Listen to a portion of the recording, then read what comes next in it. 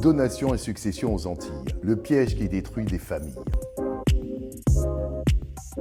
Aux Antilles, beaucoup de conflits familiaux commencent bien avant la succession, sans que personne s'en rende compte. Et il faut être honnête, les parents prennent souvent leurs décisions avec de bonnes intentions. Loger un enfant dans la maison familiale, aider un autre, organiser les choses progressivement. Parfois même aménager ou partager le bien pour que chacun puisse en profiter. Et surtout, c'est leur patrimoine. Ils ont travaillé, financé, construit leur maison. Donc de leur vivant, ils ont une vraie liberté de décision. Mais ces décisions se font souvent en plusieurs étapes. On donne une partie à un enfant, on compense un autre, on adapte selon les besoins du moment. Et sur le moment, tout paraît logique, humain, cohérent. Tout commence du vivant des parents, donation, aide, arrangement. Mais au moment du décès, on ouvre la succession. Et là, on remet tout à plat. Ce qui a été donné du vivant et ce qu'il reste. Ensuite seulement, on procède au partage entre héritiers. En droit français, les enfants sont protégés dans la succession. Une grande partie du patrimoine leur revient obligatoirement, c'est la réserve héréditaire. Et une autre partie existe, la quotité disponible. C'est la part que les parents peuvent transmettre librement de leur vivant. Mais attention,